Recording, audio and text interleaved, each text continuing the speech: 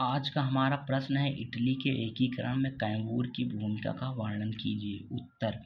विश्व इतिहास में इटली का एकीकरण एक महत्वपूर्ण विषय है। 19वीं सदी में इटली एक प्रकार से राजनैतिक और सामाजिक अभियान था जिसने इटली के विभिन्न प्रायद्वीपों को संगठित कर इटली को एक एकीकृत राष्ट्र बनाया।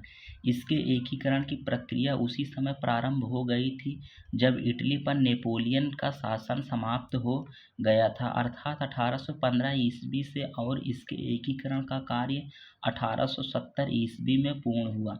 दरअसल नेपोलियन के युद्धों के कारण इटली के वासियों में एकता की भावना का संचार हुआ।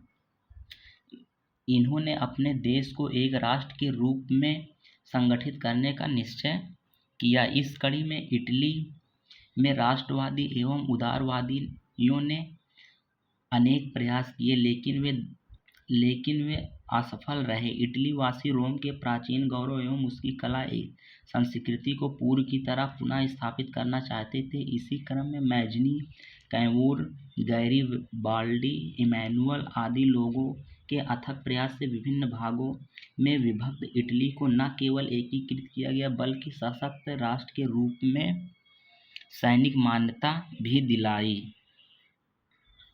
एकीकरण की शुरुआत। नेपोलियन के पतन के बाद 1815 ईस्वी में वियना कांग्रेस सम्मेलन द्वारा इटली के उत्तरी भाग के प्रदेश लोम्बार्डी और वेनेशिया के प्रदेश ऑस्ट्रिया के अधिकार में, दक्षिण का भाग के प्रदेश नेपल्स तथा सिसिली राज्यों पर फ्रांस का अधिकार कायम हुए तथा मध्य इटली में पोप के शासन आरंभ हुए। इस तरह इटली का विभाजन कर दिया गया। इस भौगोलिक विभाजन के कारण इटली के लोग असंतुष्ट हुए। इसके पश्चात राष्ट्रवादियों ने संपूर्ण इटली को एकीकृत करने का बीड़ा उठाया। इसमें उन्हें अनेक बाधाओं का सामना करना पड़ा। दरअसल इटली के एकीकरण में कुछ महत्वपूर्ण बाधाएं थीं। इटली के प्रदेशों को ऑस्ट्रिया के प्रभाव से मुक्त कराना, देश में लोकतंत्र को मजबूत करना और देश की राष्ट्रीय एकता की स्थापना करना। इन बाधाओं का सामना करते हुए देशभक्त इटली वासियों ने राष्ट्रीय एकता का प्रयास प्रारंभ किया। इसके लिए उन्होंने अनेक गुप्त समितियों का गठन किया। इसमें कार्बोनरी सबसे प्रसिद्ध गुप्त संगठन था। इसकी प्रेरणा से इटली में अनेक विद्रोह हुए जिन्हें मेटरनिख ने कुचल दिया। इसलिए राष्ट्रवादियों का दृढ़ विश्वास हो गया कि जब तक इटली से ऑस्ट्रिया के प्रभाव समाप्त नहीं होंगे तब तक एकता की स्थापना सफल नहीं हो सकेगी। अब देखेंगे कैमूर का योगदान। इटली के एकीकरण में कैमूर का भी महत्वपूर्ण योगदान था। वह एक कुशल राजनीतिज्ञ तथा उसका जन्म 1810 में ट्यूनिस के एक जमींदार परिवार में हुआ था। उसने अपना जीवन एक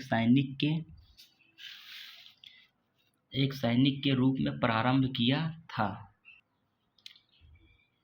वह वैध राज सत्ता का समर्थक एवं संसदीय प्रणाली से प्रभावित था। 1848 में देश की संसद का सदस्य बना और 1852 में वह पीडमार्ट का प्रधानमंत्री बन गया।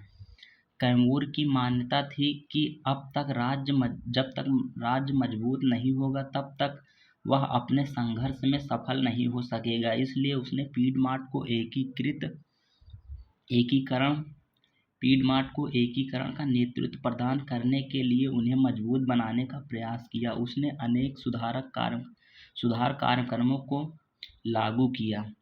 उसने कृषि, शिक्षा, व्यापार, बैंकिंग आदि क्षेत्रों में अनेक महत्वपूर्ण सुधार किए। इस प्रकार शासन के सभी अंगों को सुधार कर राज्य के प्रशासन को गतिशील बनाया।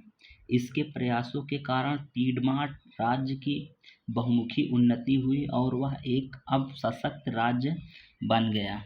अपनी बुनियाद को मजबूत कर लेने के बाद उसने सभी वर्ग के लोगों से सहयोग प्राप्त करने का प्रयास किया। उसका परिणाम यह हुआ कि मेजनी और गैरीबाल्डी जैसे नेता उसे सहयोग करने के लिए तैयार हो गए। इस प्रकार राष्ट्रीय एकीकरण के कार्यक्रम में वह बहुसंख्यक जनता का सहयोग प्राप्त करने में सफल हुआ।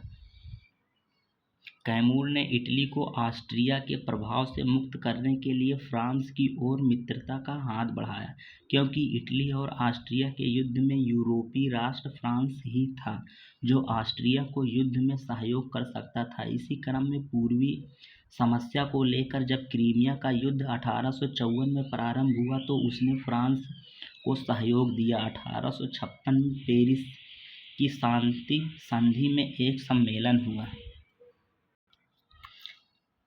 जिसमें कैमूर भी शामिल हुआ और उसने इटालियन स्वाधीनता के दावे को कुशलतापूर्वक प्रस्तुत किया। फ्रांस ने इटली को ऑस्ट्रिया के प्रभाव से मुक्त कराने हेतु सैनिक सहायता देने का वचन दिया। दरअसल फ्रांस की नज़र इटली के नीस और सेवाएं प्रदेश पर थी, इसलिए उसने इटली को सहयोग देना स्वीकार किया। ऑस्ट्रिया से युद्ध। फ्रांस की सहायता का आश्वासन पाकर कैमूर ऑस्ट्रिया के खिलाफ युद्ध के लिए लोम्बार्डी और वेनेशिया में ऑस्ट्रिया के खिलाफ विद्रोह शुरू करवा दिया। इसके कारण 1854 ईस्वी में इटली और ऑस्ट्रिया में युद्ध छिड़ गया, लेकिन अचानक फ्रांस ने स्वयं को इस युद्ध से अलग कर लिया।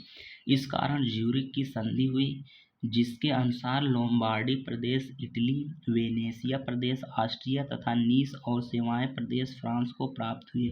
इटली इससे संतुष्ट नहीं था, लेकिन लोम्बार्डी की प्राप्ति इटली के एकीकरण की दिशा में महत्वपूर्ण कदम था।